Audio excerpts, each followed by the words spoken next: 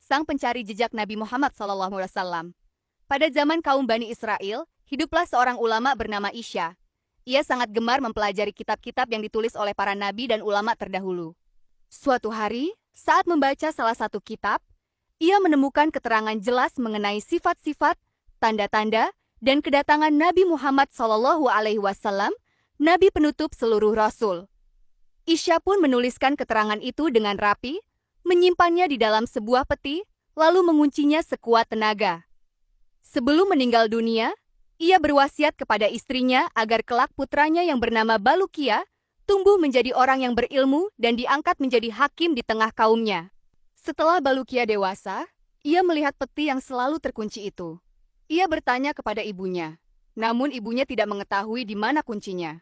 Akhirnya Balukia membuka peti itu, dan di dalamnya ia menemukan tulisan tentang Nabi Muhammad SAW. Ia pun menceritakan hal ini kepada para ulama Bani Israel. Mendengarnya, para ulama berkata, "Ayahmu mengetahui kabar gembira ini, namun menyembunyikannya dari kami. Demi Allah, seandainya bukan karena dirimu, tentu kami akan memaki perbuatannya." Karena rasa rindu dan ingin mengenal lebih dekat, Balukia pun berangkat mengembara mencari keberadaan Nabi Muhammad SAW.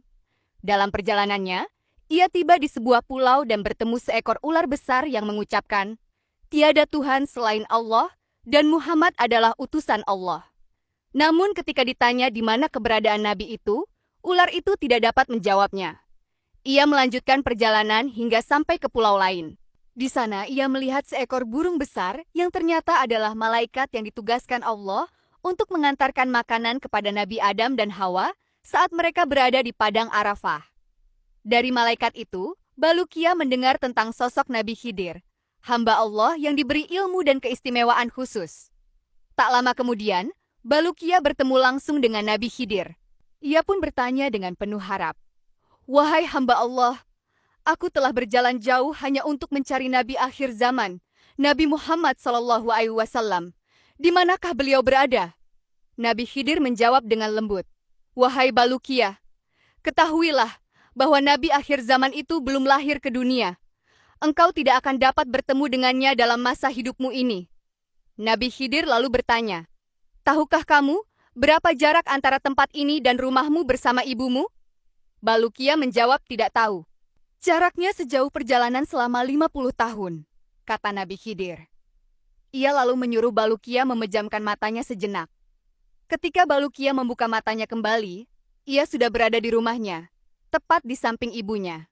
Semua pengalaman ajaib itu diceritakan Balukia kepada keluarganya dan kaumnya, lalu dicatat sebagai kisah yang penuh pelajaran. Menurut riwayat yang ada, Balukia hidup hingga mencapai usia 1000 tahun. Wallahu a'lam bishawab.